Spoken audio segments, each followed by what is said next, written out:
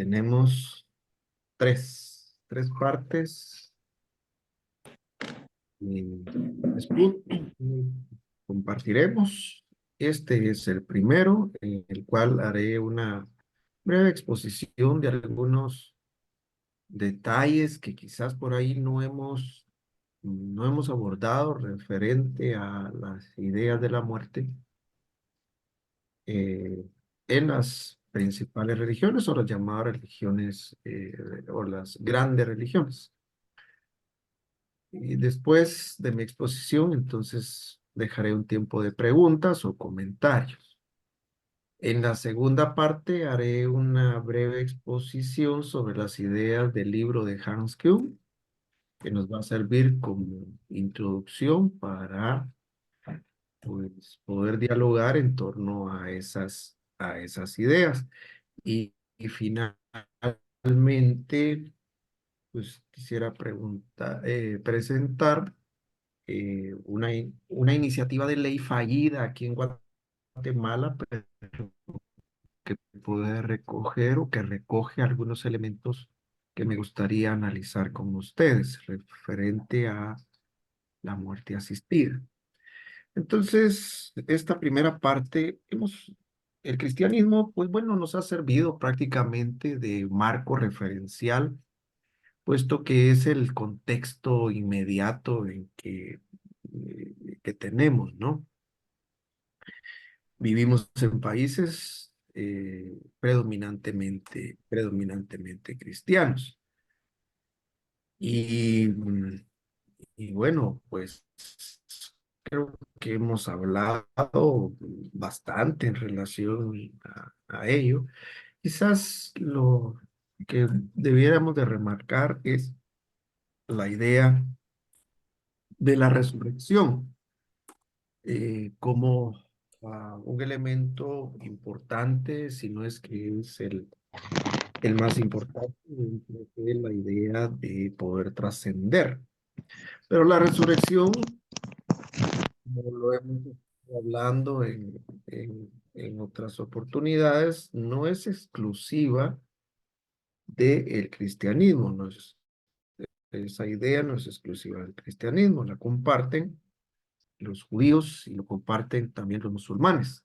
Y el zoroastrismo, que es una religión más antigua, que es la primera que hace alusión precisamente a la resurrección. Eh, bueno, en ese sentido, el cristianismo entiende que a través de la resurrección de nuestro Señor Jesucristo, los cristianos que hemos puesto nuestra fe en Él, pues también participaremos de esa resurrección. Lo que hemos destacado es de que no hay una sola idea en cuanto a la resurrección.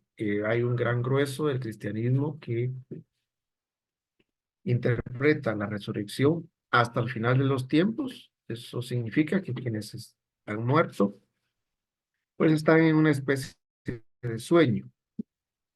Pero es contradictorio a lo largo de la historia, puesto que al menos en la Edad Media, que se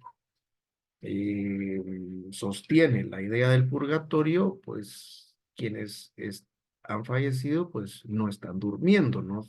Digamos, están purgando de alguna manera. Y por el otro lado, aquellos que han trascendido, pues tampoco están durmiendo. Y de acuerdo al texto bíblico, por ejemplo, el relato de Lucas referente a la muerte de Lázaro y el rico, pues tampoco, ¿verdad? El escenario de relato nos muestran a tres personajes, que es el padre Abraham, el rico y Lázaro, que no están durmiendo. Pero, pero bueno, esta idea de la resurrección hasta el final de los tiempos, el cristianismo lo adoptó del judaísmo. Y el judaísmo al mismo tiempo lo adopta del zoroastrismo. El Islam o los musulmanes comparten también la idea de resurrección. Y es tan ambigua también con el cristianismo porque con el cristianismo en el sentido de que puede ser entendida al final de los tiempos, puede ser entendida también inmediatamente. Por ejemplo, aquellos que se inmolan en el contexto de lo que ellos le llaman yihad o guerra santa, tienen la prerrogativa de presentarse a ese paraíso, ¿verdad? De Alá inmediatamente por la acción heroica que han adoptado, por ejemplo. De la religión que menos hemos hablado es del hinduismo y de las llamadas grandes religiones, que son denominadas así por la cantidad de personas que aglutinan. Estamos hablando de el cristianismo, del islam y del hinduismo, que si dividimos la población mundial, pues correspondería más o menos en proporciones iguales a un tercio de cada una de ellas. El hinduismo de las tres religiones mencionadas es la religión más antigua. Y algunos detallitos que me gustaría compartir con ustedes solamente.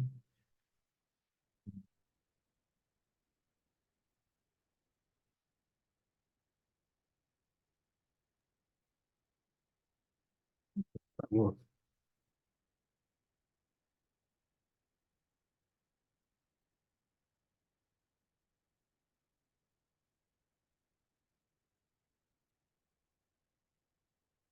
¿ok? Bueno, hablamos que a diferencia, por ejemplo, de las religiones semíticas, como es el cristianismo, el judaísmo y el islam, que creen en la resurrección, porque conciben el tiempo de una forma lineal, hay un inicio y hay un final, así en línea recta, ¿no? Para el hinduismo el tiempo es cíclico y la muerte también es cíclica. En ellos no hay idea de resurrección, sino de reencarnación. Es decir, se muere y se vuelve a vivir tomando un nuevo cuerpo. Para ellos es muy común la cremación o la incineración. Y es necesario, no solamente es común, sino es necesario porque dentro de las creencias el cuerpo pues es nada más un vehículo temporal. Se puede tener a lo largo de las múltiples existencias o de las múltiples reencarnaciones cuerpos diferentes. Ya se puede reencarnar en un hombre como en una mujer. Para para el hinduismo, el reencarnar, por ejemplo, en una mujer es un retroceso, ¿verdad? A ese progreso que se pretende hasta alcanzar la perfección. Por ejemplo, encarnarse, digamos, en otro ser vivo inferior también supone un retroceso. Entonces, como el cuerpo es esa parte, digamos, no es esencial en el ser humano, sino es transitoria, entonces se hace hasta necesario el poderlo destruir lo más pronto para que pues esa parte no material pueda continuar ese proceso de perfección a través de las, las reencarnaciones. Al igual que pues en la mayoría, o por no decir en casi todas las religiones, como nos hacía referencia, por ejemplo, nuestro antropólogo Celso Lara, hay ofrenda anual, ¿verdad?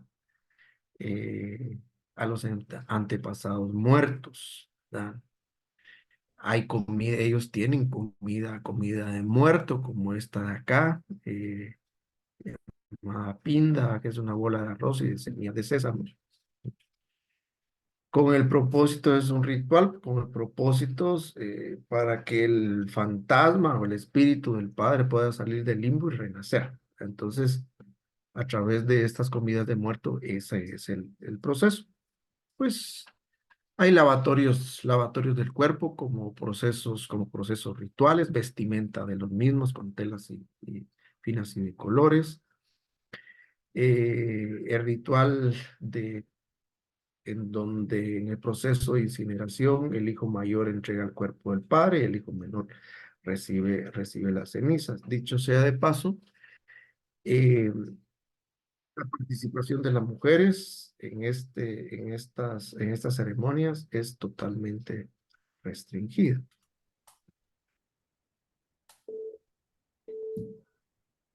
Perdonen que cuando admito a alguien ya no me permite avanzar. Ok.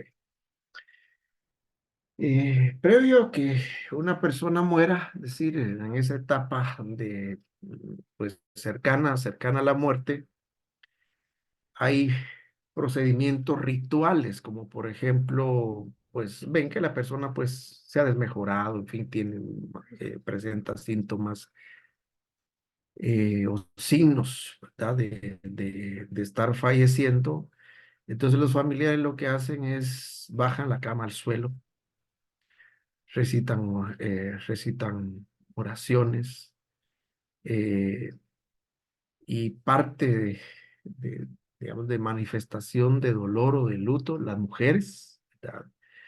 Expresan vehementemente el dolor, cosa que, por ejemplo, en otras religiones son prohibidas o al menos restringidas, pero acá son que dentro de nuestras costumbres, antiguamente ya casi no se mira, pues se contrataba a personas que lloraban, no recuerdo el nombre exacto que le daban, pero eran personas así como se contrataba a Plañideras, personas que llegaban las, a las planideras. plañideras, doctor. Sí, muchas gracias, muy amable, exactamente. Que así como se contrataba a personas que pudieran dirigir, ¿verdad? El rezo, habían también personas que se dedicaban a llorar, ¿verdad? Eh, en el hinduismo es una obligación, ¿verdad? De las mujeres en mostrar su dolor, ah, haciéndolo vehementemente. Y bueno, eh, otras costumbres o rituales, por ejemplo.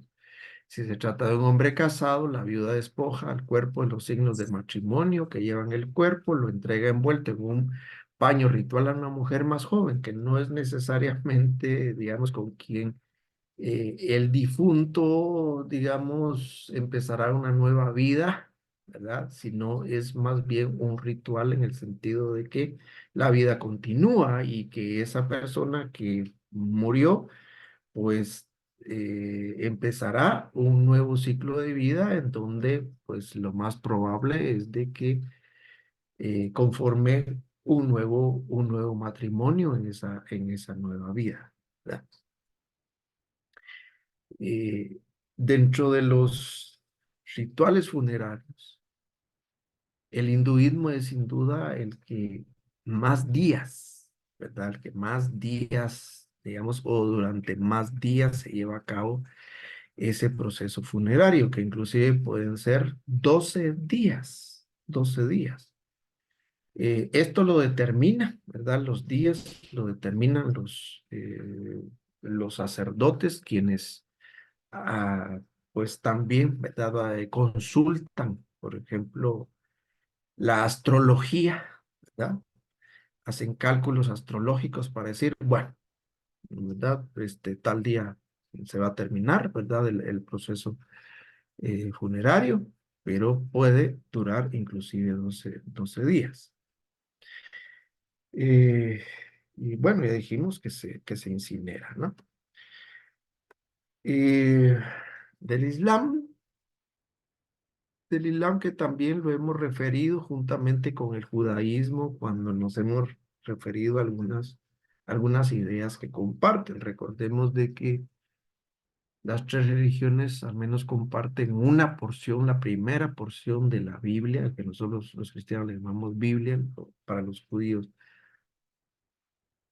sería esa primera porción que es para nosotros la Torá o la ley. Ellos, los musulmanes, comparten esos 5 libros primeros de la Biblia y para ellos es sagrado también. Entonces ahí hay muchas ideas, desde las ideas de la creación, cómo fue formado el hombre, la idea de pecado, las ideas de bien y el mal, y la idea pues de la naturaleza o de la composición humana. Y también ya mencionamos comparten la idea de la resurrección. ¿Verdad? En el Islam se considera que los seres humanos pues somos viajeros en el tiempo, y cuando se parte de este mundo, lo que hacemos es volver al Creador de donde venimos. Esto inclusive es referido no solamente pues en su libro sagrado llamado Corán, también lo dice en nuestra Biblia, ¿verdad? Que, por ejemplo, en Eclesiastés dice: el espíritu vuelve a Dios que lo dio.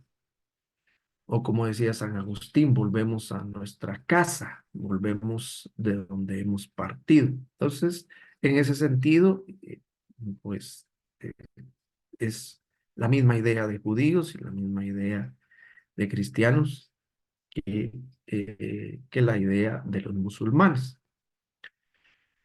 Su profeta mayor, Mahoma o Mohamed, dice que en este mundo hay que hacer las cosas bien.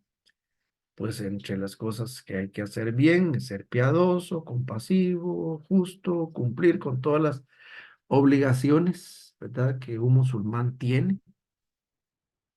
Eh, y eso significa la filosofía de estar mirando, de estar aquí, pero mirando al mundo espiritual, es decir, estar consciente de que este paso por acá es temporal y que se debe de apuntar hacia el más allá. ¿Qué pasa cuando una persona muere, cuando un musulmán muere? O sea, ¿qué rituales hay? Bueno, se hacen oraciones, ¿verdad? Como que se hacen en todas las religiones. Se lava el cuerpo, se prepara con esencias aromáticas, se envuelve en mantos, si en el caso del hombre en 3 mantos, en el caso de las mujeres son 5 mantos. Eh, por lo regular, estos procedimientos los llevan a cabo siempre mujeres, si son mujeres, en el caso de varones, si son varones. Y a diferencia del hinduismo, en el Islam, eh, los dolores o el dolor de luto es restringido, ¿verdad? Se solicita pues no hacerlo, ¿verdad?, de manera vehemente, porque consideran de que la muerte no es motivo de tristeza. Por el contrario, dice ellos, se habla con optimismo del difunto y de su vida. Es muy parecido a lo que los rituales, digamos, estadounidenses hacen, ¿verdad? En las famosas conmemoraciones, ¿verdad? Digamos, ah, por lo regular 9 días al mes, por ejemplo, ¿verdad? Hacen, los deudos hacen reuniones con invitados, amigos y demás familia, y lo que hacen pues es evocar pues todas las cualidades y pues algunas anécdotas, ¿verdad?, muy positivas, ¿verdad?, que tuvo la persona que ha fallecido. Entonces, en el Islam se da más o menos eso. Eh, Antropológicamente, ¿qué pasa cuando una persona muere? Bueno, consideran que el alma abandona el cuerpo. Al fallecido se le cierran los párpados, se le coloca la mandíbula si fuera necesario, se cubre el cadáver, Se inician las gestiones para certificar la muerte, el permiso para la inhumación, todo se aplica a todo un ritual de baños y, bueno, envolturas, y como lo que ya dijimos.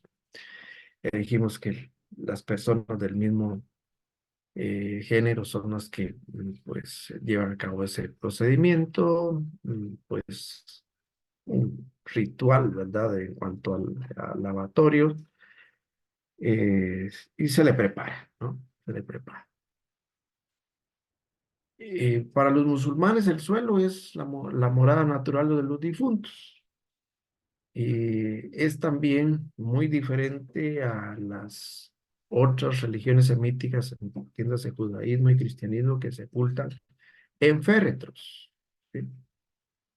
En el caso de ellos no, se transporta el cuerpo en féretros, pero se saca el cuerpo de los féretros y se sepulta directamente en la tierra. Ese es el ritual. ¿Ya? Y se le va a colocar en posición mirando hacia la Meca, que es el lugar más sagrado de los musulmanes. Pues hay comidas que se comparten precisamente en esos, durante los funerales, como las comidas que nosotros conocemos en nuestros contextos. Al mismo tiempo, pues hay muestras y gestos, ¿verdad?, de solidaridad ante la pérdida de un ser querido. El judaísmo, pues, las religiones semíticas sería la más antigua, la segunda es el cristianismo y luego es el islam, ¿verdad? Y comparten las ideas respecto a, a la muerte y por qué eh, hay muerte, ¿verdad? Porque, bueno, de acuerdo a nuestro texto sagrado, y es el mismo texto sagrado, es la misma base que utiliza el judaísmo y el islam, entienden que la muerte ingresó a la raza humana a raíz de la desobediencia que se les había dado a nuestros padres, digamos, representantes, ¿verdad?, llamados Adán y Eva, fallaron ante la solicitud de Dios, y entonces a partir de ahí Dios les había dicho que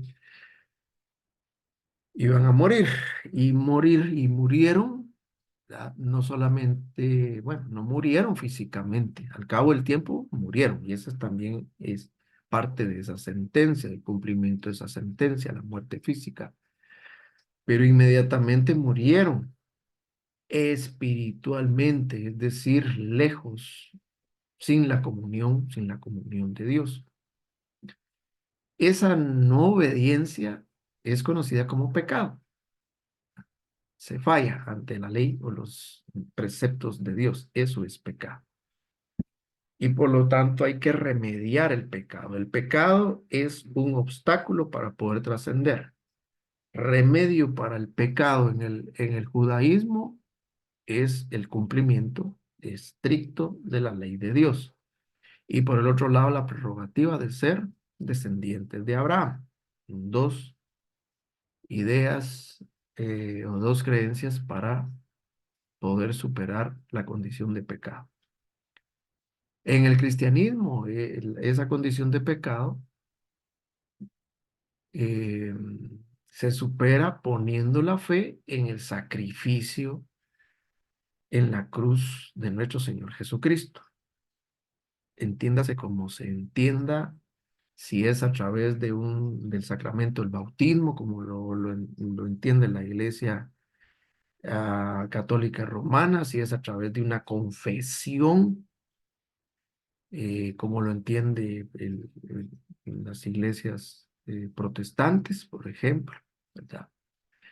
De todas maneras, es fe en ese sacrificio. Y en el caso eh, del Islam, pues es poner la fe, bueno, es poner, por supuesto, la fe en la revelación última y definitiva, dicen ellos, que Alá, tal vez la manera de expresar, de designar a Dios, dio a su último profeta, Mohamed o Mahoma, y también por el cumplimiento irrestricto de 5 obligaciones que tienen los musulmanes, entre ellos visitar una vez en su vida a la Meca, pues entregar limosnas, ¿verdad? De ayuda a los pobres, en los rezos diarios y otros. Las tres religiones, también en las tres religiones existen las ideas de dualismo de bien y mal. Dios por un lado y todo su séquito de ejércitos celestiales representan el bien, y por otro lado está el diablo, Satanás, Satán y todos los nombres que le dan se dan en las religiones, que representa el lado negativo, el lado oscuro, y están en una contradicción. No es como en las religiones asiáticas o en la religión maya, como vimos, que el bien y el mal son complementos y no necesariamente una es buena y otra es mala. Simple y sencillamente se complementan. Pero acá lo malo es malo. Mm. Y esa parte mala hay que superarla. Entonces, ya dijimos cómo se supera. También comparten la idea del judaísmo que el hombre pues está compuesto de una parte corporal o material y una parte no material. En las interpretaciones teológicas y occidentalizadas nuestras, se ha inclusive traducido, interpretado algunas palabras hebreas como estas que están por acá, ¿sí? Como espíritu o como alma. Y nosotros distinguimos el alma del espíritu y tenemos por ahí algunas ideas, algunos conceptos, muchas veces contradictorios, y a veces se confunden unos con otros. Designamos a veces con las características de lo que hemos definido como alma, también al espíritu. Pero para el judío simplemente hay una parte material y una parte no material. Esa parte no material está relacionada con esa vida que proviene de Dios, esa conciencia que Dios ha dado, esa parte que conecta con Dios. Y el cuerpo es parte inherente, ¿verdad? Recordaremos de que los argumentos que la iglesia cristiana utilizó y sigue utilizando, las fracciones de cristianismo que no admiten, por ejemplo, la cremación, entre los argumentos era de que pues el cuerpo es inherente, ¿verdad? Inherente al ser humano, y eh, es vital para la resurrección, ¿verdad? Entonces, destruir el cuerpo, pues es prácticamente negar la resurrección. Esa idea también está en el judaísmo. Hay un sector del judaísmo que cree que durante el primer año, sí, primeros 12 meses a la muerte, que es más o menos el tiempo en que el cuerpo pues se descompone, ¿verdad? Eh, Hay esa parte no material como que todavía no se acostumbra a su nuevo estado, ¿no? Y entonces experimenta gran desorientación y está, por decirlo de alguna manera, como revoloteando, ¿verdad? Alrededor del cuerpo hasta que se puede identificar o entra en conciencia sobre esa nueva realidad. Pero si se destruye el cuerpo, es una de las razones por las que no es conveniente destruir el cuerpo. Esto es en el judaísmo. Recordarán ustedes que también hacíamos referencia también de ese extrañamiento de esa parte no material en la religión maya, pero ahí estamos hablando de horas, de pocos días, pero aquí inclusive se habla de un año, ¿verdad? Ese extrañamiento. Muy bien. Ok, voy a dejar por acá y entonces lo voy a dejar al tiempo para preguntas o comentarios.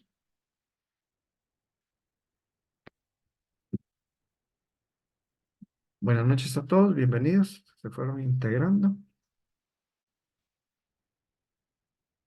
Gracias. ¿Preguntas? ¿Comentarios? ¿Cómo entonces conceptualizamos los cristianos el alma y el espíritu? Que siempre hay una confusión con eso. ¿Qué es el alma y qué es el espíritu? ¿Qué diferencia hay?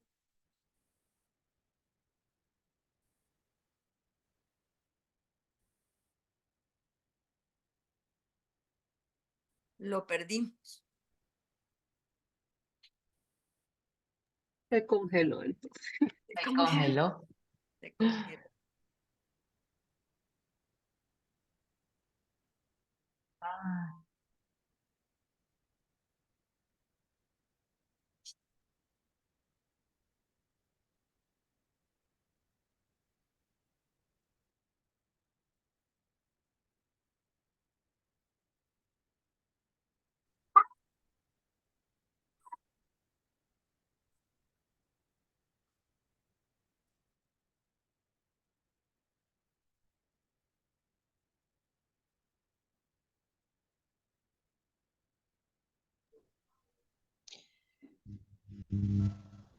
Yo busqué lo del alma y el espíritu, no sé si lo quieren escuchar. Por favor, Margarita, yo te iba a preguntar a ti, cabal. Tú que todo lo sabes. Pues no lo sé todo, pero sí me puse a buscarlo porque también se me Sí, confunde. a mí Dice también. el espíritu es el elemento que le da al hombre la habilidad para tener una relación íntima con Dios. Siempre que se usa la palabra espíritu, se refiere a la parte inmaterial del hombre que se conecta con Dios, quien en sí mismo es espíritu.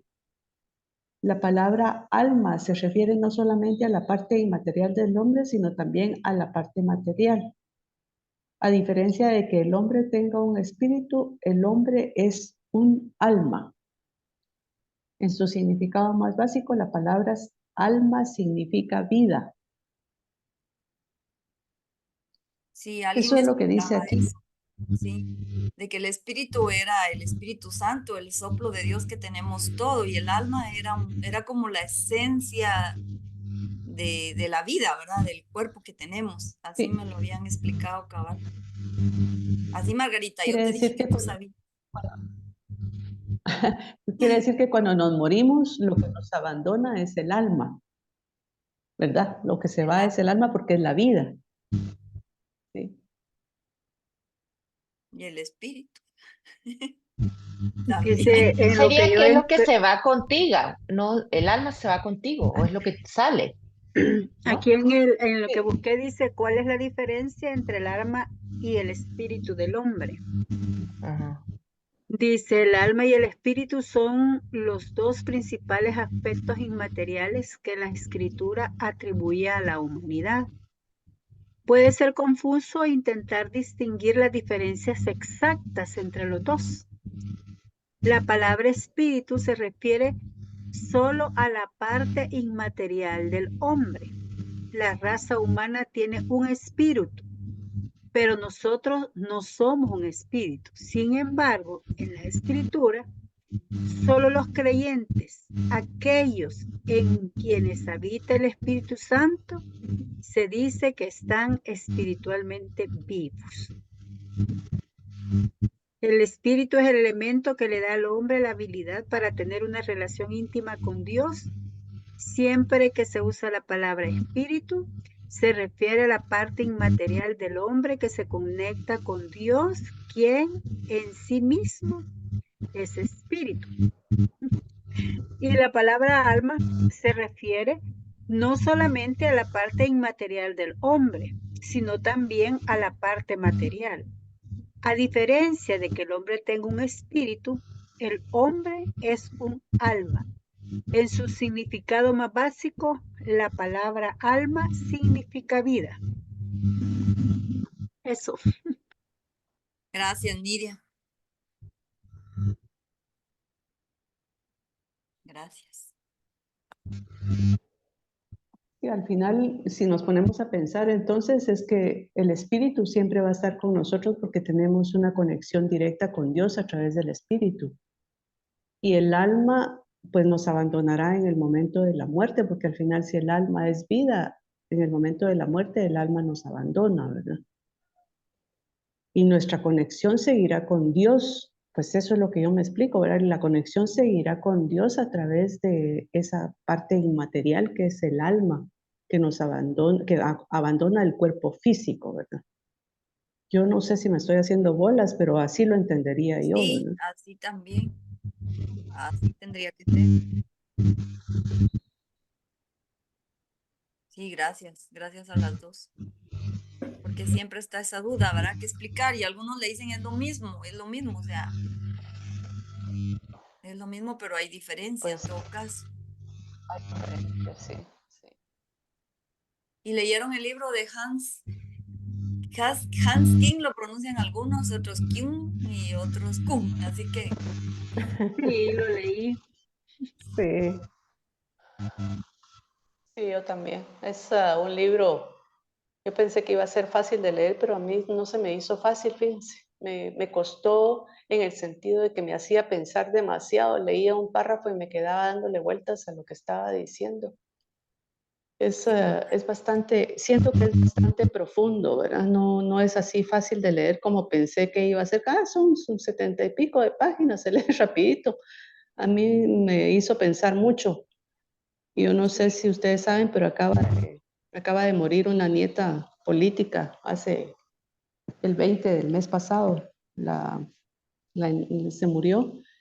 Y eso, con ese libro, como que empieza uno a ver toda esa parte del dolor, ¿verdad? Del sufrimiento, y que muchos dicen que uno debe llevar el sufrimiento hasta el final y otros dicen que por qué, ¿verdad? Entonces, sí es un libro bastante profundo, lo sentí yo.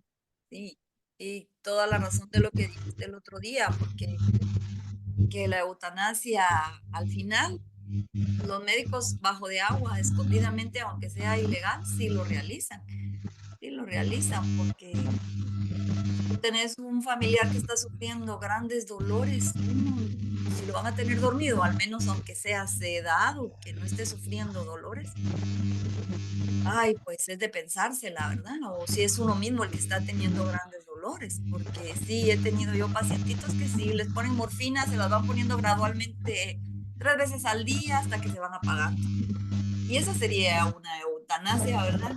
Una eutanasia ilegal, si no es aceptada aquí en nuestro país, pero al final sí que se da, sí que se da. Ajá, yo pensaba que En el eso no caso, era eutanasia, porque en el hospitalito que les digo yo de la Divina Providencia, hay pacientitos que piden que estén dormidos, pero en, hay momentos en que también los despiertan, ¿no? Bien, bien raro, ¿verdad? Porque sí pueden despertarlos, pero ellos piden para no tener dolores, pero yo no creí que eso era, eutanasia o decidir uno, miren, tengo esta enfermedad, yo no quiero quimios, por ejemplo, no quiero radios, este, y según ese libro también eso es una eutanasia pasiva, según lo Esa que sería dice, una ¿verdad? eutanasia legal hasta cierto punto, porque es la misma persona la que se está negando Ajá, a consumir los medicamentos o alimentos o lo que sea que la va a ayudar, las quimios. Eso ajá. también es una eutanasia, pero esa es negativa, dice, es una eutanasia al final, porque se está negando, pero es algo aceptado por la persona, es voluntario, ¿no? Ajá, pero no está normado, siento yo, ¿verdad? Así como, y realmente no creía yo que eso era eutanasia, ¿verdad? Yo creí que era algo que las personas decidían decir, bueno, yo no voy a vivir hasta que sea posible, ¿verdad? Sin ningún medicamento y sin nada.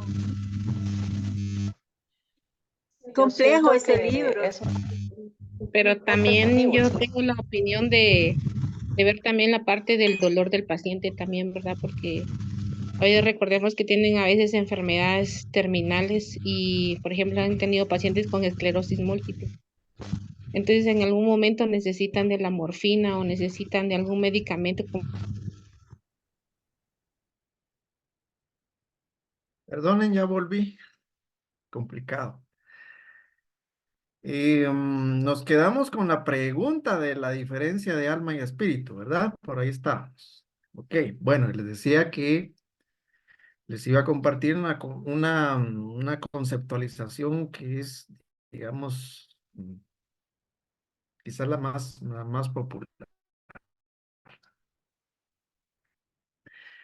En el mundo occidental estamos muy bien claros de que la psique, de ahí viene, ¿verdad? La psicología y todo ello, está relacionado, que es la parte del alma, que es básicamente el alma, ¿verdad? Ahí están asentadas, acentuadas, ahí está, a eso corresponde a esa parte de las emociones, de la voluntad, de la razón. Eso es lo que se entiende por alma, ¿no? Esas son digamos, todo el potencial que puede tener. Ahí está, es contenido del alma. Donde está la confusión, porque algunos dicen, mire, y el espíritu es esa parte que es consciente de Dios, pero eso es muy, digamos, muy complicado y porque le hemos atribuido al alma esa propiedad de razón, ¿no? Esa propiedad de conciencia.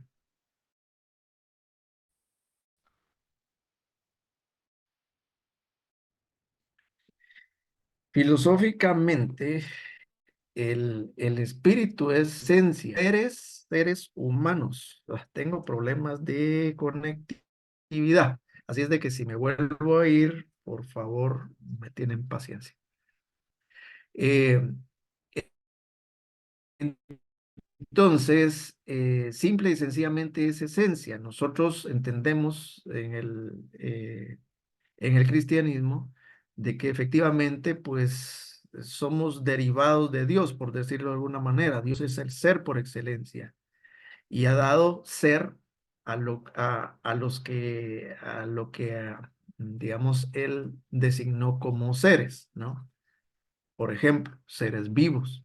Y nos diferenciamos, por ejemplo, de ser vivo animal, ¿verdad? Que compartimos de alguna manera ese ser de Dios, con la diferencia de que de acuerdo a las Sagradas Escrituras, pues tenemos unas cualidades diferenciadas con esos otros seres vivos, en el entendido de que hemos sido hechos a imagen y semejanza de Dios. Y esa imagen y semejanza de Dios se sustenta precisamente en muchas de las características de personalidad y están precisamente en el alma, ¿verdad?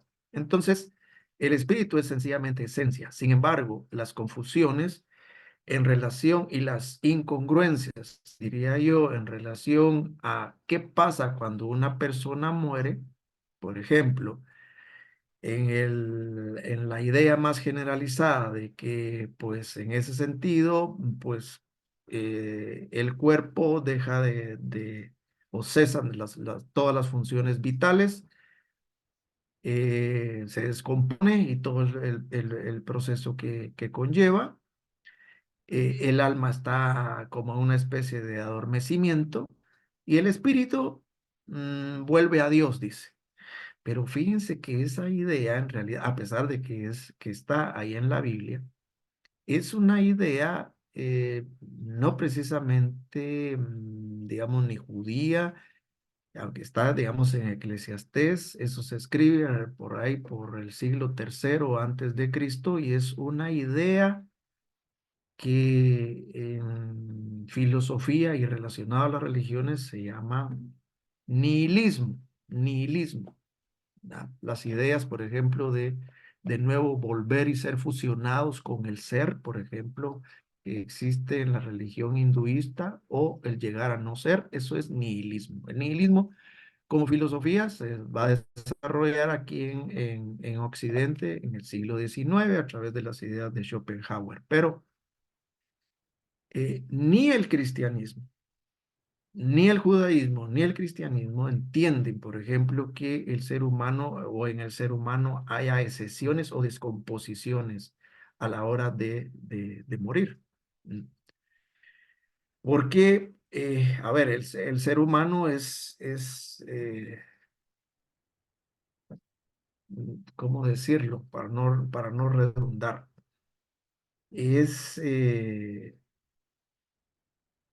Es un complejo que no se puede separar porque de otra manera dejaría de ser lo que es. ¿Sí? Pensemos, por ejemplo, y yo les pongo este ejemplo. Imagínense, el cuerpo muere, el alma está en una especie de letargo. Y esa especie de letargo no es capaz ni de razonar, ni de tener, ni de tener voluntad, ni de tener sentimiento, ni de estar consciente. Entonces le digo, bueno, digamos que eso fuera posible.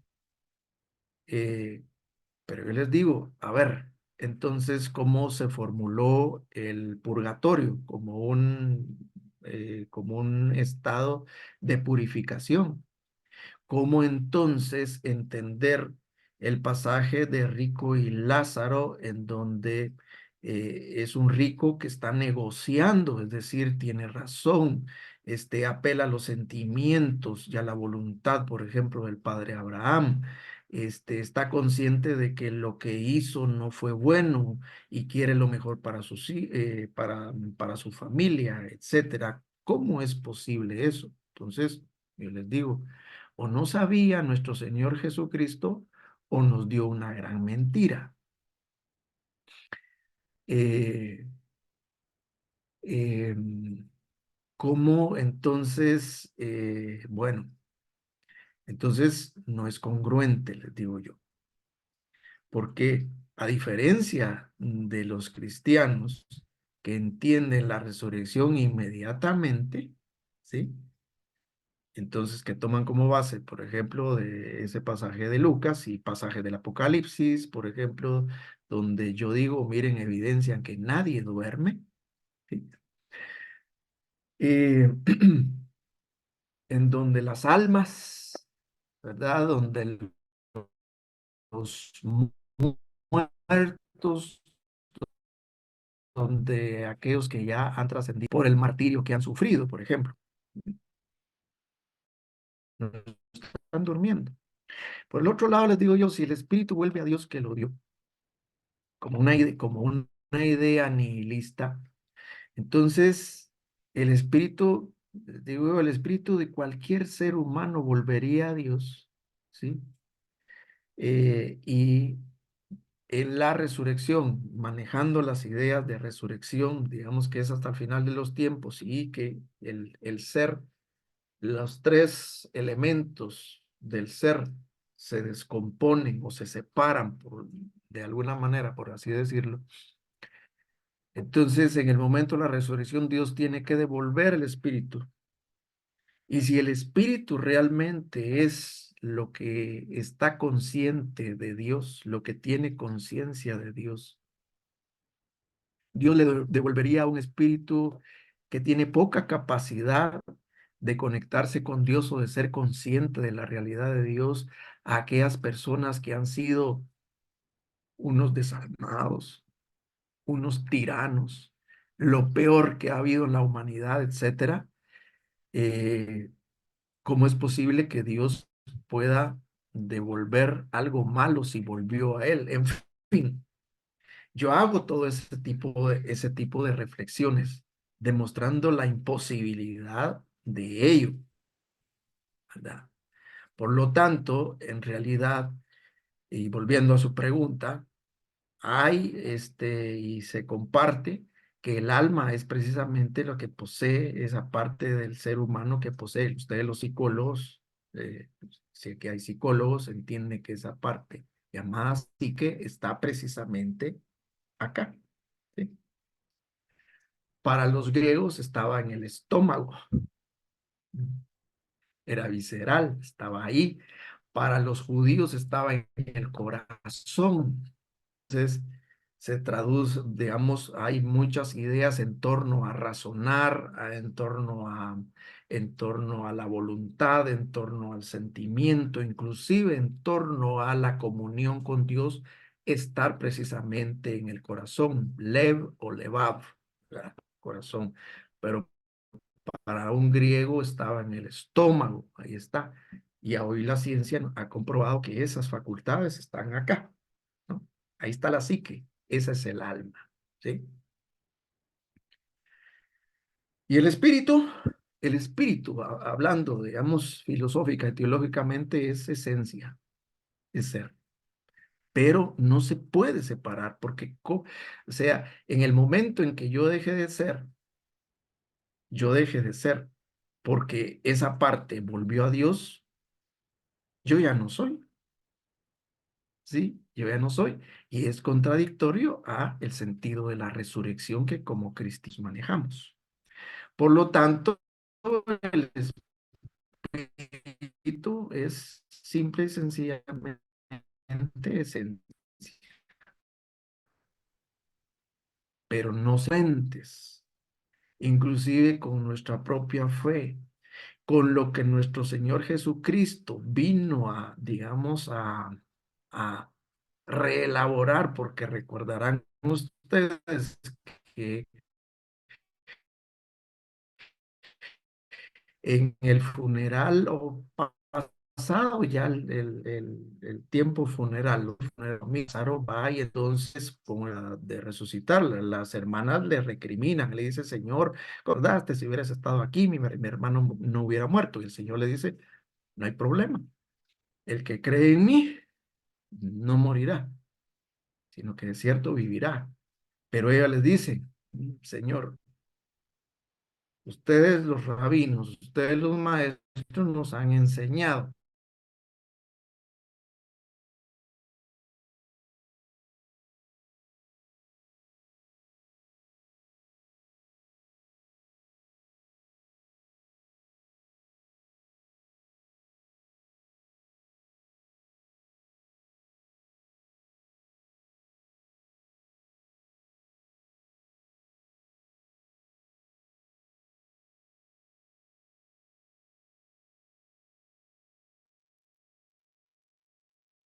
Ludi, en lo que viene el licenciado, tú tenías tu manita levantada y ya no hablaste. Si querías decirnos algo. Gracias. Buenas noches.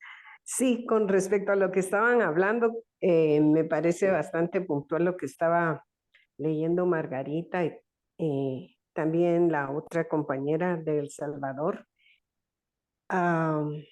Es una cuestión que humanamente creo que nos cuesta entender lo que es espíritu y alma, pero el espíritu sí es algo intangible y que nos conecta con Dios, y por supuesto el alma como vida. Si nos morimos, pues ya no tenemos eso, ¿verdad? Posiblemente, y era lo que ahorita estaba hablando el profesor, ¿verdad? Que pues siento como que nos cuesta entender eso, que si mi espíritu se fue con Dios, pero yo digo, bueno, no me complico. Si yo creo eso, mi espíritu se fue con Dios y un día voy a resucitar. Si así es eso, me da paz en el corazón, ¿verdad? Y me fortalece.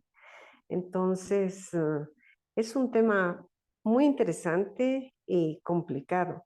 Pero con respecto a lo que estaban también hablando de eutanasia o qué, por ejemplo, estos servicios paliativos le dicen cuando le dan al enfermo terminal morfina. Y de hecho, mi hermana en Estados Unidos, porque aquí en Guatemala no sé exactamente, pero en Estados Unidos ella tuvo ese cuidado porque 6 años de cáncer y al final pues no tuvo dolor, porque yo le preguntaba y me decía que no tenía dolor, pero yo decía, mi hermana está drogada, por eso no siente nada, y de verdad. era una cuestión de asistirla, pero ya de último lo sentí muy fuerte y de hecho, pues me hicieron casi parte del asunto de estarle dando para que no tuviera dolor. Me parecía demasiado, demasiado ya para eso, porque la persona entra en un estado en el que le da mucha angustia, ¿verdad? No sé qué pasa en el cuerpo de las personas. No sé si eso es un tipo de eutanasia muy lento, no sabría decirlo, ¿verdad? Ahí me gusta, por eso tengo que leer y estudiar más al respecto, ¿verdad? Pero sí, esos son como cuidados paliativos, ¿verdad? No sé si a la larga eso tiene que ver con eutanasia legalmente en Estados Unidos, ¿verdad? Porque aquí en Guatemala todavía eso no está claro. Entonces, eso. Y con respecto al libro, pues muy interesante, ¿verdad? Porque se nos está mezclando todo en una sola clase. Pero el libro interesante, ¿verdad? Cuando él habla de sus experiencias y todo, él mismo también sufriendo ciertas enfermedades. Y pues sí, claro que nos hace reflexionar pues en nuestro propio ser cuando estemos en esas situaciones. La verdad que cuando uno mira a un ser querido sufriendo tanto, uno clama a Dios que haga su voluntad, que uno realmente quiere que viva, pero que viva bien, ¿verdad? Y si no, pues mi hermana era una que decía, Dios, si me amas y me dejas viva, sáname.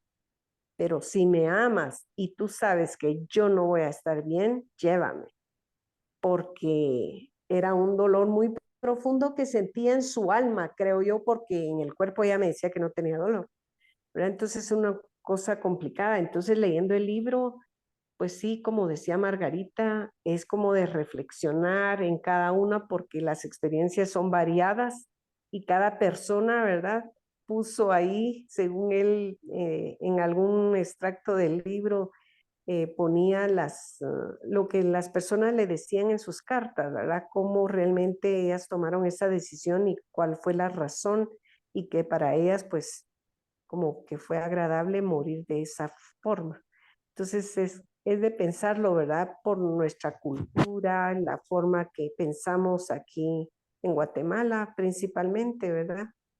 Eh, Analizar toda esa situación creo que va a ser muy interesante como para proponer algo. Muchas gracias por el tiempo y qué bueno escucharlas porque de verdad que yo creo que todas aprendemos de todas. Interesante, muchas gracias, Luz. Y de nuevo aquí estoy. Terminando la idea del apóstol Pablo, prácticamente cuando él dice que cuando una persona muere, el cuerpo es aún transformado. El cuerpo es transformado, el alma es perfeccionada, sin perder la esencia llamada espíritu. Eso es. Eh, Entonces, bueno, ya que tocaron el asunto del libro, qué bueno que ya yo quisiera em, compartir algunas ideas um, que desde mi perspectiva, pues son las ideas principales del libro, que espero que ustedes hayan leído y los que no lo hayan leído, pues aquí tienen el beneficio de este resumen y los que lo leyeron así comparten conmigo algunas ideas. Bueno, esto lo tomo yo de la introducción, inclusive de la contraportada del libro, que es, digamos, la idea más generalizada como una especie de aclaración que él hace. Él dice, en mi modo de entender las cosas, aplazar indefinidamente mi vida temporal no se corresponde con el arte de vivir ni con mi fe en una vida eterna. Eh, Porque, bueno, eh, Ustedes ahí habrán leído, Hans Küng fue un sacerdote, un religioso, un teólogo, ¿sí? Y entonces él está diciendo, miren, ¿por qué aplazar indefinidamente mi vida temporal? Porque eso para mí no es ni arte de vivir, ni corresponde a la fe que yo tengo en una vida eterna, ¿no? Y luego dice, llegada la hora, yo debo de decidir responsablemente. La eutanasia, la muerte asistida, la que él está defendiendo, no es precisamente un acto irresponsable y caprichoso, ¿sí? Como usualmente, digamos, se suele decir con el propósito de, digamos, de desacreditar, digamos, quienes sostienen, ¿verdad?, la muerte asistida como algo bueno. Y entonces él dice, yo debo de decidir si acaso lo puedo hacer, que dentro de lo que él dejó escrito, era que él, en el momento en que él en algún momento perdiera sus facultades mentales para tomar decisión respecto a su vida o a poner fin a su vida, pues que no llegaran precisamente a permitir tal suceso. Porque recordarán ustedes que él cuenta, por ejemplo, la experiencia de un compañero suyo de seminario que prácticamente perdió a través del deterioro del Alzheimer esas facultades mentales como para poder decidir acerca de su vida. Entonces él dice, bueno, si en realidad lo puede hacer, yo debo decidir el momento y el modo de mi tránsito hacia la muerte. Y si se me concediera ese deseo, desearía morir consciente y despedirme dignamente de mis seres queridos. Esta última parte creo que estemos o no estemos a favor de la muerte asistida o las ideas de Hans Küng, yo creo que las compartimos, ¿no? Todos quisiéramos morir conscientes y despedirnos dignamente de nuestros seres queridos, pero eso a algunos, ¿verdad?, se les ha concedido y a otros no, y no sabemos a quiénes de nosotros que aún vivamos se nos va a conceder. Luego, el libro parece suponer un título también algo raro, por decirlo de alguna manera, morir feliz. Pero él dice morir feliz no significa una muerte sin nostalgia. O sea, él entiende que definitivamente la muerte produce sentimientos como estos, ¿verdad? De nostalgia, ¿sí? Todo lo que se explica a través de los procesos del duelo, ¿no? Él no, sino es una muerte, es más bien una muerte de completa conformidad. Significa una profundísima satisfacción y una paz interior. En otras palabras, morir feliz es morir en paz. Luego, él parte de su experiencia con un hermano suyo de familia y con un compañero de seminario, donde él cuenta, miren, a raíz en realidad de esa experiencia que yo tuve, yo vi deteriorarse a un hombre brillante, era un filólogo, aparte de ser un teólogo, era una persona extraordinaria, pero fue perdiendo sus facultades y él dice que lo único que recordaba a su amigo era el sabor de los chocolates que él ponía en su boca y nada más. Él se dio cuenta en realidad del deterioro de la vida de su amigo y reflexionó si acaso eso era, en realidad era una vida digna por un lado y por el otro lado si en realidad eso era morir con dignidad. Hans Küng no solamente escribe este libro fue el último que él escribió con esa temática, y si no mal estoy, fue el último libro que él escribió de, no sé, alrededor de 100 libros sobre tópicos distintos, la mayoría de ellos filosóficos y teológicos. Pero en relación, por ejemplo, a este tema de la muerte asistida, había escrito dos. El primero de ellos se llamaba Vida Eterna, preguntando, ¿verdad?, acerca de la vida eterna y hablando acerca de la vida eterna, de lo que era el cielo, lo que era el infierno, esas realidades, ¿verdad? De acuerdo a nuestra fe. Luego escribe un libro que fue el primero que habla en relación a la muerte asistida, que se llama Morir con dignidad. Y a la luz de las ideas que él había externado a lo largo de su vida, en sus libros, en conferencias, en seminarios, en entrevistas, entonces él considera oportuno el poder aclarar algunas cosas que según él no habían estado muy claras, ¿verdad? O no había dejado muy bien claras. Entonces, él parte de esa experiencia. Él esgrime o está en contra, por ejemplo, del argumento de que, pues, morir con dolor, que es una obligación cristiana, el morir sufriendo, que es una obligación cristiana. Y él dice, yo no estoy de acuerdo, porque de acuerdo a la Biblia, de acuerdo a nuestra fe, nuestro Señor llevó nuestros dolores, tal y como dice, por ejemplo, Isaías, ¿sí? Que el castigo de nuestra paz, es decir, todo las consecuencias del pecado, inclusive de la enfermedad, nuestro Señor lo llevó, que por lo tanto nosotros no estamos obligados a sufrir, porque ese es uno de los argumentos para estar en contra de la muerte asistida. Y entonces dice, estamos obligados a seguir el ejemplo de conducta de Cristo, pero no de su sufrimiento vicario. Otra idea, porque constantemente le dicen, pero padre, ¿cómo puede un hombre de fe desafiar los designios de Dios?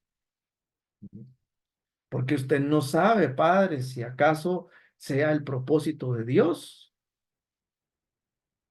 ¿Y cómo puede estar usted seguro de ello? Bueno, Hans Kuhn murió de casi 94 años. Cuando él escribe el libro tenía más de 90 años. Él murió hace apenas año y medio por ahí. Pero Hans Kuhn dice, miren, yo estoy convencido de que la misión que Dios a mí me encomendó, la he cumplido.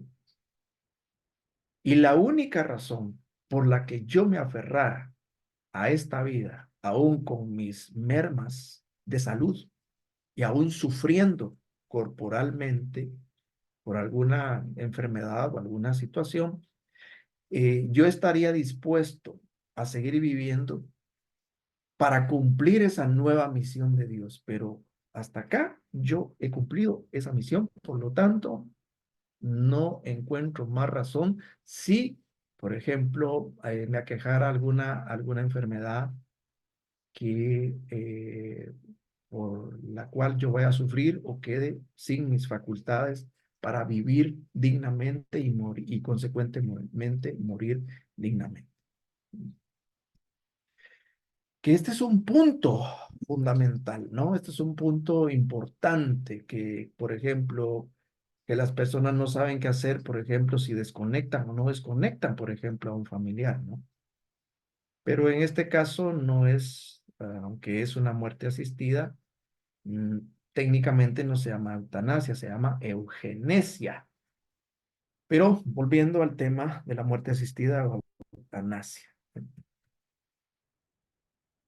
Él dice, bueno, se dice que en realidad una persona que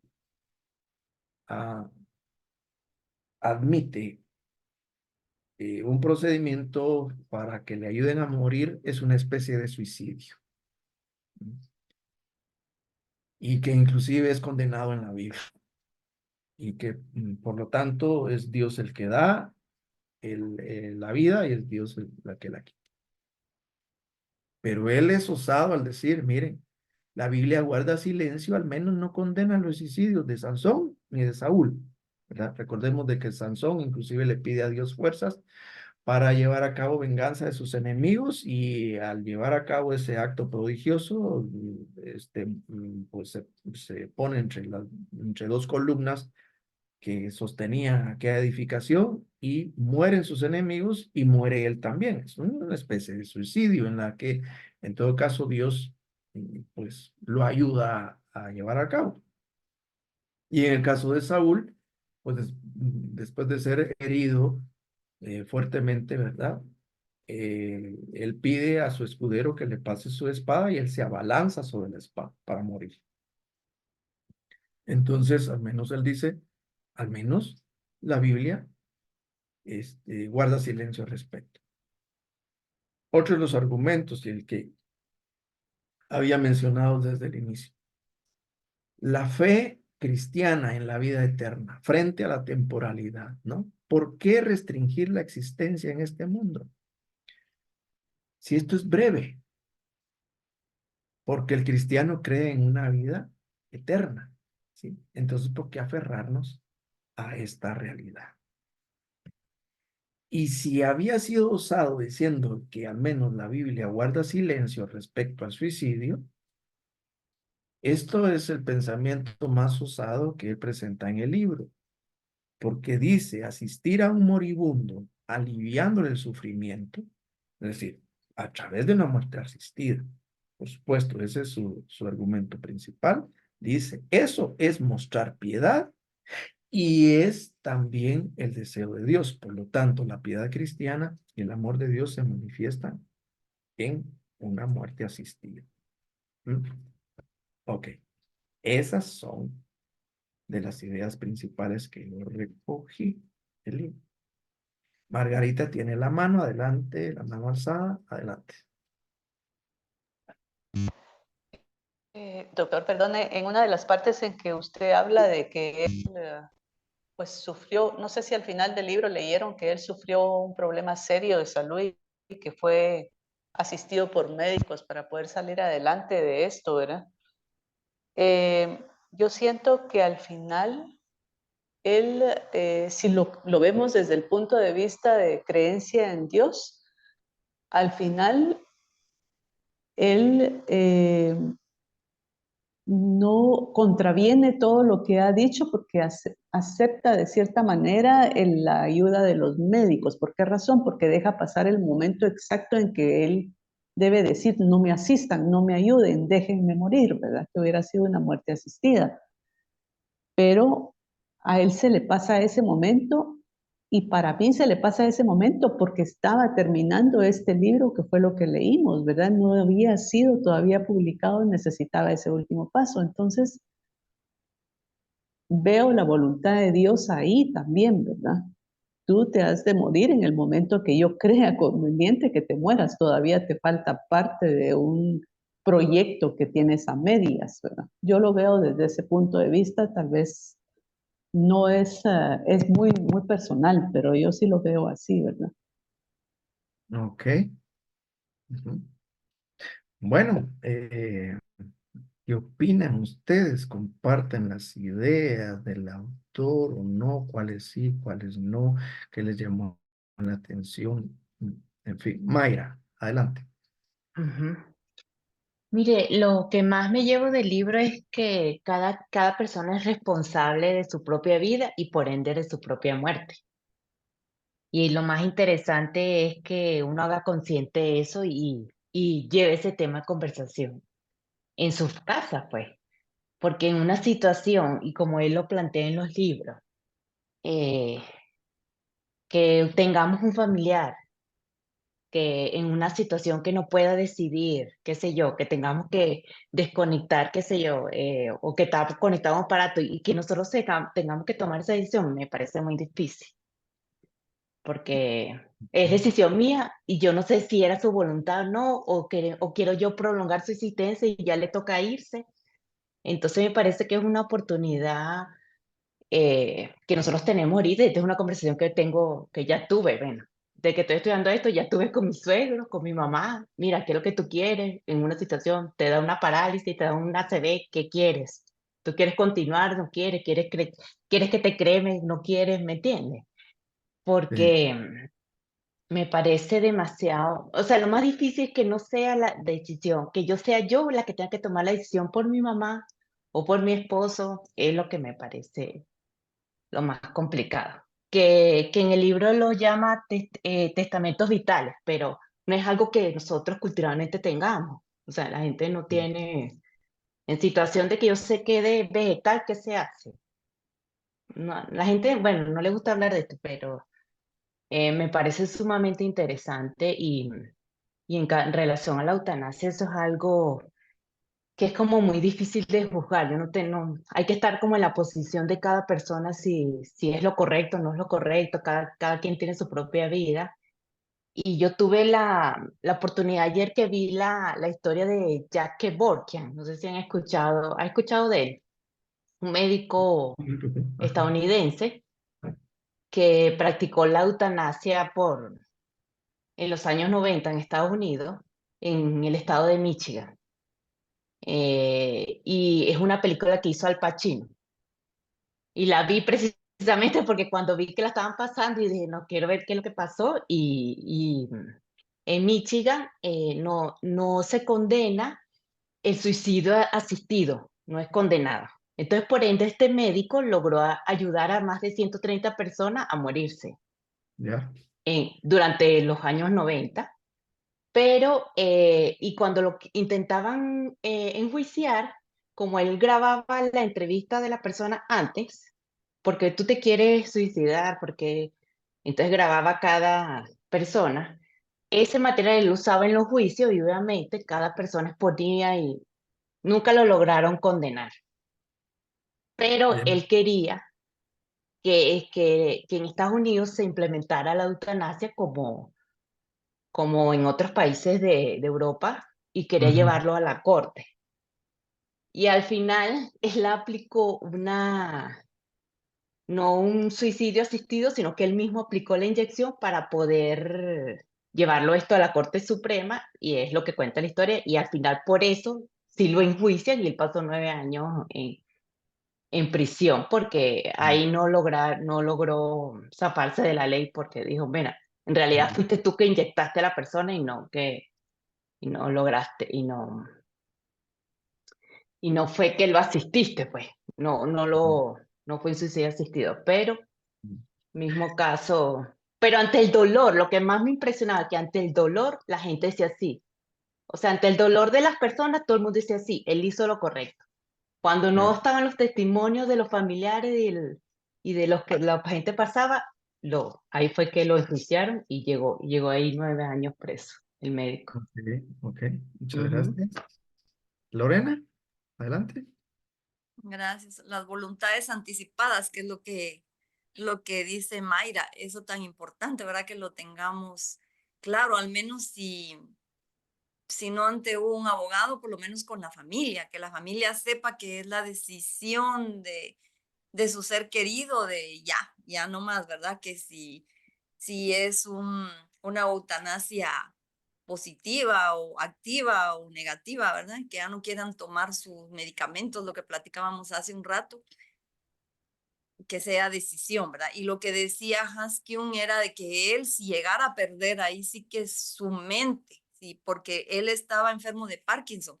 Y una de las etapas del Parkinson ya finales es que la gente termina con demencia. Y entonces era lo que él no quería. Y él decía que eso era su propia voluntad, ¿verdad? Que era lo que él quería, que no tenían que involucrar a la iglesia ni a ninguna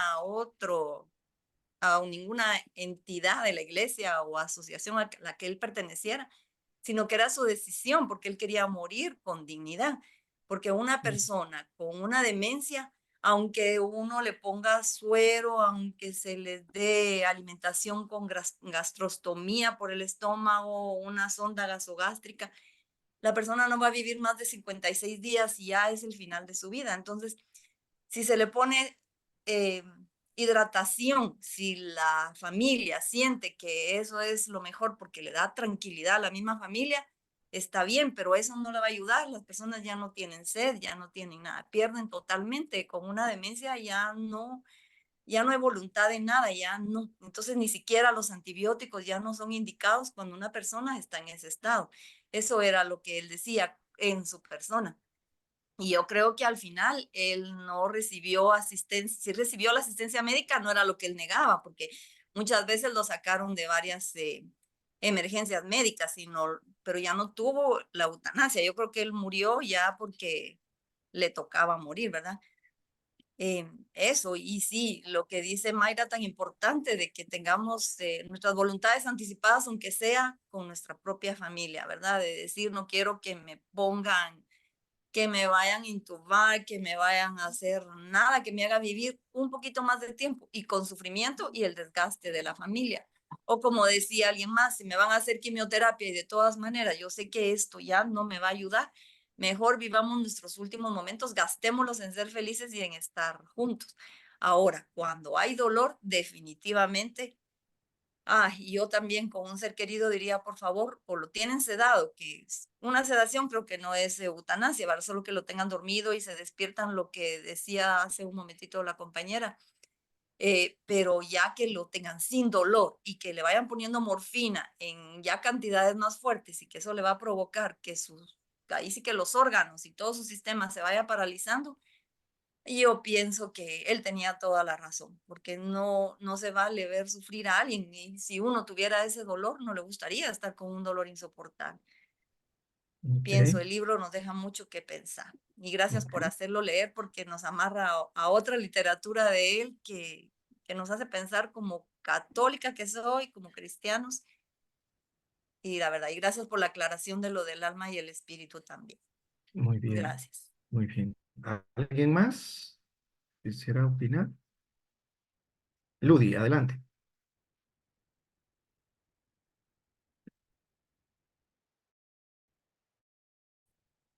Adelante, Ludi, tiene apagado su micrófono. Gracias, Ahora sí. perdón. Gracias. Es un libro bastante interesante que nos hace reflexionar a cada uno en lo personal. Yo he sido una persona que últimamente he estado pensando sobre estas voluntades anticipadas que estaban hablando, ¿verdad? De dejar escrito, ya sea porque sea legalmente o no en Guatemala, pero yo he hablado con mi esposo y nuestros hijos respecto a si me da un derrame, porque en la familia han habido varios que han estado con esta situación de derrame, unos han muerto y otros han quedado casi vegetales, entonces esa situación no me ha gustado. Y entonces digo, si fuera mi caso, yo quisiera que no hicieran nada por mí, no se endeuden ni nada. Entonces, hablando con una abogada, me decía, bueno, puedes hacerlo por escrito, ¿verdad? No, en Guatemala no hay nada así que se haga como libremente y legalmente, pero por lo menos se deja el deseo de la persona, ¿verdad?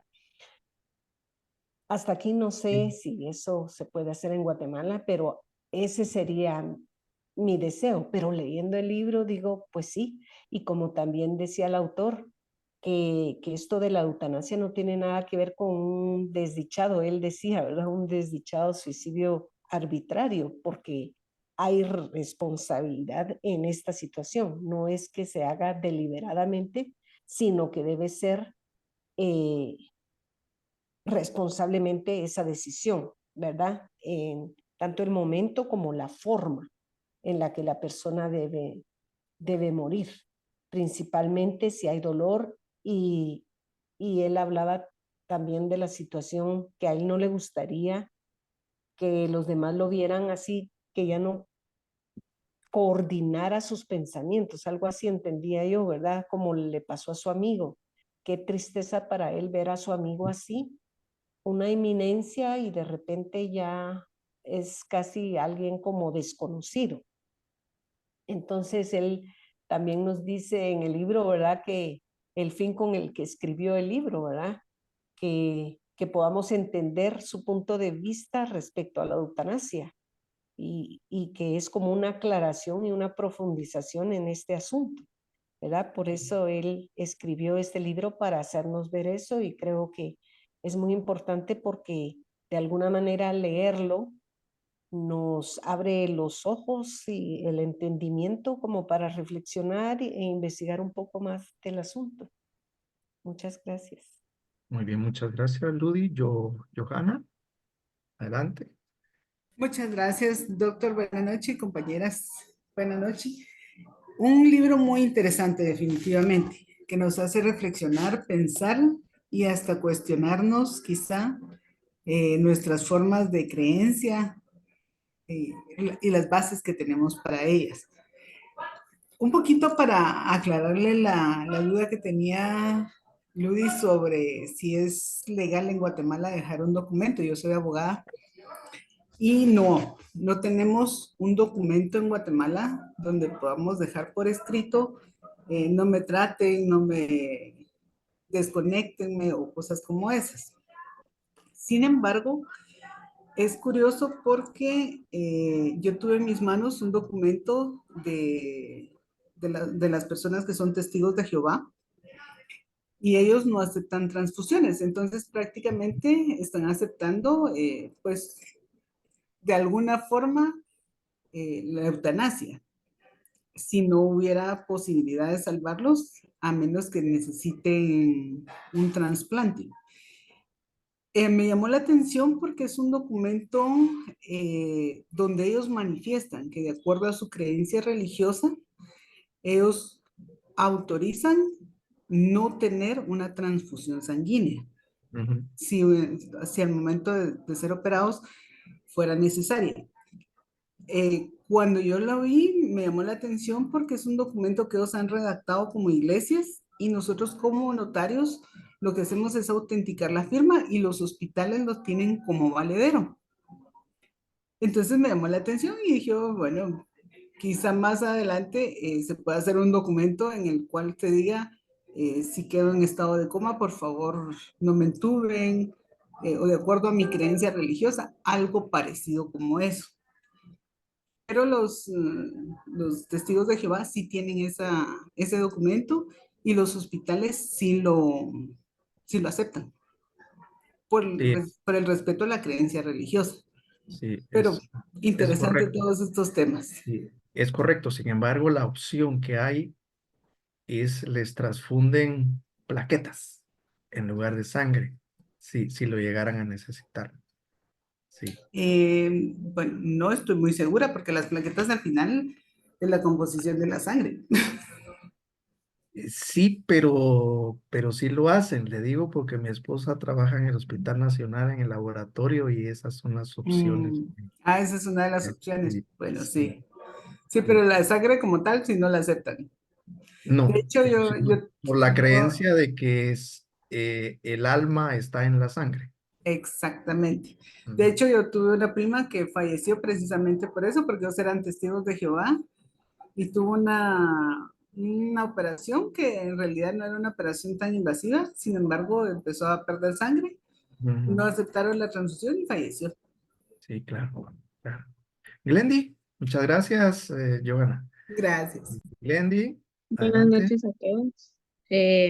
Pues yo no sé si sea duda, ¿verdad? Pero en el libro también hablaba de que cuando él ya estaba tratando de estar en paz consigo mismo, hablaba de que dejaba el testamento realizado, ¿verdad? O dejaba arreglado las actividades que tenía que hacer antes de morir. Pero yo tengo esa inquietud, ¿verdad? Por ejemplo, yo que vivo en una comunidad, o sea, soy meramente indígena. En nuestras comunidades, en la parte indígena, es muy difícil la parte de que diga, ¿verdad? Me voy a morir pronto y tengo que hacer el testamento. Entonces, entra mucho el lazo familiar y entonces la familia empieza a no tener la paz, sino que al contrario empiezan a tener mucha discusión y termina teniendo una disfunción en la familia dentro de las comunidades. Y entonces no sé cómo tratar esa parte porque realmente es muy difícil, ¿verdad? Porque la gente, ¿verdad? No conoce de la muerte, no sabe o no estamos preparados prácticamente para la muerte. Y una persona que llegue a esta etapa y que diga, bueno, yo estoy tranquila, me voy a morir y voy a hacer el testamento, nadie de aquí de la comunidad se va a ceder el brazo y decir, bueno, pensás así, lo querés a más a mi hermano, dejas esa parte, no lo van a hacer así tan fácil, sino que empiezan a tener una disfunción familiar y la mayoría de familias, si alguien, ¿verdad?, quisiera tener un estudio, no sé qué pasa, pero la mayoría de familias empieza a tener ese conflicto y entonces no, al final la persona siento que no va a morir en paz porque tiene como ese conflicto interno, ¿verdad? Tanto como la persona como la familia que lo rodea. Y en ese libro hablaba tanto de eso, y qué bonito, ¿verdad? Porque si yo vengo y digo, bueno, aquí tengo mis hijos y esta es su parte que queda, o lo único que tengo es contarles una historia y se quedan con mi mitad de historia y me voy tranquilo, ¿verdad? Sería genial, pero realmente en nuestras comunidades es muy difícil la aceptación de esa parte, ¿verdad? Y me deja esa inquietud que está ahí en la lectura. Muchas gracias. Sí, y es interesante, aunque eso es cultural, porque aun y cuando dejen testamentos, supuestamente, digamos, de forma equitativa, de la mejor manera justa posible, etcétera. Miren, con las herencias, yo como siempre digo, siempre hay alguien inconforme. Pero bueno, Margarita, adelante. Ay, perdone, doctor, pero escuchando a la compañera Glendy, ¿verdad? Es la que acaba de hablar, ¿verdad? Ella decía que en su comunidad pues era difícil hacerlo del testamento y todas estas cosas y que entonces la persona que está enferma no se va en paz. Yo lo veo que la paz de ella va a ser precisamente el dejar una organizado todo, por decirlo de alguna manera, ¿verdad? Una voluntad de ella hacia su familia. Que a eso vaya a ser una disfunción para la familia, siento que ya no es problema de la persona que está enferma, sino más bien es de toda la familia, ¿verdad? Entonces, eh, uno lo que debe buscar es su paz personal. Entonces, yo pienso que si para ella esa paz es dejar una, como ya escrito, qué es lo que quiere, ella lo debe hacer independientemente de que eso vaya a ser una disfunción para la familia, ¿verdad? Sí, claro, claro. Em, bueno, por asuntos de tiempo, pero en realidad, como les decía, pues no fue mi objetivo el que ustedes se casaran con las ideas del autor, sino que tuvieran una perspectiva o otra perspectiva, porque estamos hablando de la muerte en el contexto de las religiones. Y esto tiene que ver con argumentos religiosos de un religioso, de un estudioso de la religión, de un teólogo, un filósofo, ¿no? Que presenta una perspectiva no convencional, contradictoria a la misma posición de su fe, pongámoslo en términos de cristiandad, ¿verdad? Entonces ahí tienen una perspectiva distinta. Si Dios nos lo permite, en el módulo de bioética volveremos al asunto de la muerte asistida y pues tendremos otras perspectivas. Pero aquí sí me interesaba para que ustedes vieran que en realidad el asunto de la muerte asistida tiene que ver también con ideas, ¿verdad? Religiosas en torno a la muerte, aceptarlas o no aceptarlas, como por ejemplo en el caso de la cremación, por ejemplo, y otros procedimientos. Quiero referirme, o bueno, a alguien de ustedes, Mayra, creo que mencionó en una película, ¿verdad? Mencionó en una película, sí, el concepto de suicidio asistido. Ajá. Y es que ese concepto de suicidio asistido es un concepto, digamos, que se formuló o que se ha formulado dentro de un grupo fundamentalista religioso que definitivamente no acepta la muerte asistida, la eutanasia. Y entonces siguen insistiendo en que es un suicidio. Quiero referirme voy a poner aquí la presentación, a, a una iniciativa de ley que fue frustrada aquí en Guatemala porque bueno, tanto de la Iglesia Católica como de grupos evangélicos se opusieron precisamente a la aprobación de esta iniciativa ley. Se le había asignado este número y se llamaba Ley Reguladora del Procedimiento para una Muerte Digna por Enfermedad Terminal o Grave Lesión Corporal.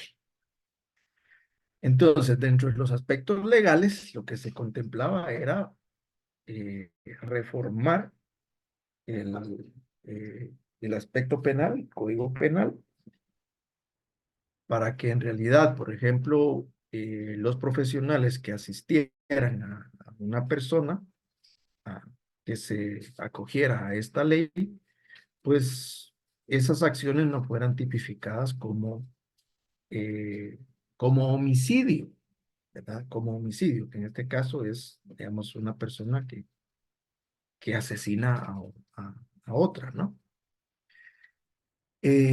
Por otro lado, llamaba la atención que, bueno, dentro de las justificaciones, pues se idealizaba pues las obligaciones que tiene el Estado en cuanto a preservar la vida, y que por lo tanto pues era el mismo Estado el que estaba obligado también a hacer que las personas pudieran morir dignamente. Eso, desde mi perspectiva, es una idealización, puesto que el Estado, digamos, en nuestros contextos, no es capaz, ¿verdad?, de ayudar a la población a vivir dignamente y ayudarlas a morir dignamente dentro de todo el contexto que se iba a presentar. Iba a ser nada más una ilusión y ¿cómo decirlo?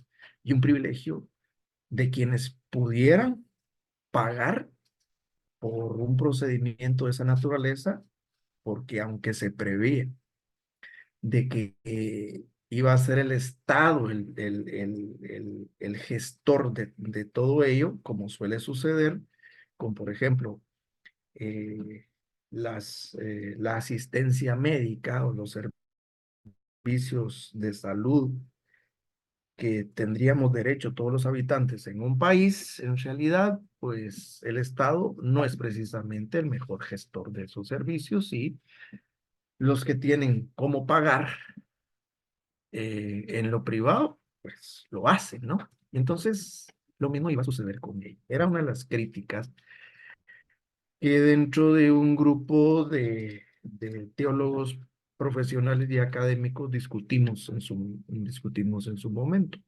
Pero hay otra cosa que a mí me llamó la atención y yo lo argumenté. Es precisamente que tiene que ver con este segundo párrafo, que no consideraba a la muerte como un fenómeno multidimensional. Ustedes que pues, ya han bregado con varios de estos módulos, saben que la muerte es un fenómeno multidimensional. Pero en la ley nada más se contemplaba, por ejemplo, en la participación de profesionales de la salud, médicos, hablaba de psicólogos, por supuesto, psiquiatras, y de abogados. Punto. No hablaba de más. No hablaba de más.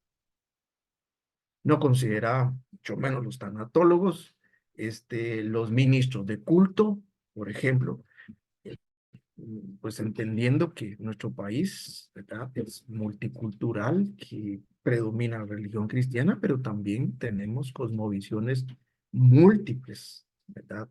Como por ejemplo la cosmovisión maya. Entonces, la ley no contemplaba precisamente esos aspectos, y la ley no contemplaba el asunto multidimensional de la muerte. Entonces, esas son realidades, ¿verdad?, en nuestros contextos. Porque en el contexto en que, por ejemplo, habla aquí un poquito, ¿verdad?, lo que yo les decía, que en realidad si el gobierno o el Estado no cumple con garantizar la vida o sostener dignamente la vida, pensar en que pudiera garantizar una muerte digna es algo ilusorio. Sin embargo, los ponentes de esta iniciativa, pues, yo creo que de alguna manera también estaban, desde su óptica, desde su perspectiva, estaban pues tratando la manera de poner al servicio de la población un recurso, ¿sí? Para aquellos que lo consideraran así, pues, y hay otra cosa que llamaba la atención, si ustedes se percataron, el nombre de la ley hablaba de por enfermedad terminal o por lesiones graves, que era otra cosa que dentro de la ley no se contemplaba, porque, bueno, Hans Kuhn hablaba de tomar decisiones responsables, y no eran decisiones arbitrarias o antojadizas, en donde llegaba, por ejemplo, con el instituto, por ejemplo, del que inclusive él fue fundador, decir, miren, señores, yo tengo tanta plata, entonces ayúdenme a morir porque estoy cansado de vivir, punto, ya no quiero, ¿verdad? No, no es así. Pero en esta ley, esos eran los portales, digamos, que se abrían, ¿verdad? A la duda. Y al debate. Por otro lado, tampoco, como suele suceder en nuestros países, se hacen leyes o iniciativas de ley que luego se convierten en leyes sin poderlas socializar con los gremios. En este caso, los médicos, ¿qué pensaban ellos al respecto? ¿Qué opinaban ellos al respecto? Toda vez de que ellos tienen un código de ética cuyo objetivo fundamental es pro vida. Pero esto venía a prácticamente obligarlos, como suele sucederse cuando se aprueban leyes, por ejemplo, del aborto, obligar a médicos, ¿verdad?, a realizar procedimientos en contra de sus propias convicciones y del juramento, el llamado juramento hipocrático que ellos han hecho, por ejemplo. En la Argentina, un grupo de médicos, cuando recién se aprobó el aborto, se hizo el aborto en la Argentina, entonces ellos dijeron a nosotros que nos metan presos. Había un grupo ahí de médicos que dijeron, nosotros no estamos de acuerdo, nosotros aunque nos metan presos, pero obligarnos no lo van a hacer, y aunque nos metan presos, no lo vamos a realizar. En países de primer mundo este tipo de ley pasa, pero en países como los nuestros, en donde nuestras sociedades llamadas tradicionales, ¿no?, que están muy relacionadas con ideas, con principios, con convicciones, que se fundamentan precisamente en aspectos religiosos, es difícil y está en debate. Esta ley se tuvo que engavetar. Si no mal recuerdo, se leyó una vez. Ya no, ni siquiera una segunda, pues se necesitan 3 lecturas. Ni siquiera una segunda lectura. Las iglesias hicieron mucha presión y lo que se hizo fue engavetarlo. No obstante, ahí está latente, que alguien podría desengavetarla o bien podría matizarla y de nuevo presentarla con otro nombre, en fin. Creo que seguirán de repente algunos esfuerzos para poderlo legalizar. En nuestros países, si no más recuerdo, en México, Colombia y no recuerdo qué otro país de Latinoamérica está legalizada la eutanasia y Es de ahí en Ecuador. ningún otro país. Ok, muchas gracias. Pero tarde o temprano, un tanatólogo tendrá que lidiar precisamente porque fácil es decir, bueno, como mi país no está legalizado eso, yo no tengo por qué preocuparme. Digamos, si me hacen una pregunta al respecto, le digo, mire, aquí no está legalizado. Pero ¿qué tal si, por ejemplo, la persona que estamos nosotros asistiendo tiene las posibilidades de viajar, por ejemplo, a Europa o Estados Unidos o a México, a Ecuador, a Colombia, para poderse someter a un procedimiento y que nos pregunta, mire, ¿y usted qué piensa? ¿Qué opina? Es complejo, ¿verdad? Nuestra abogada, en el sentido inclusive digamos, a una persona que se someta a este procedimiento aún en nuestro país, ¿verdad? Porque podríamos caer de repente en complicidad para un suicidio. Es complicado. Pero bueno, el asunto de la ley, en el caso de leyes que tienen que ver con la vida y la muerte, muchas veces se forman choques, ¿verdad? Choques sociales en pro de ideas a favor y en contra. Y está precisamente el asunto de los mínimos son aquellos lo que nos permite la ley. Y los máximos dentro de la concepción y la ética cristiana son aquellos en donde hay que preguntarle a Dios, ¿esto es correcto o no es correcto? Pero ahí está, la muerte asistida dentro del contexto de las religiones. Y bueno, con esto pues concluimos nuestro módulo. Quiero dejar un tiempo de comentarios o preguntas finales si las hubiera. Adelante, por favor.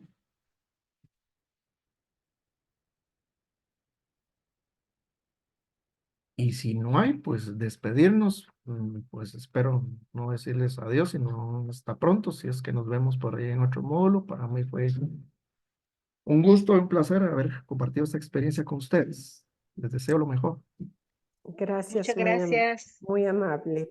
Muchas gracias, doctor. Gracias. Cuídense, buenas noches. Buenas noches. Gracias.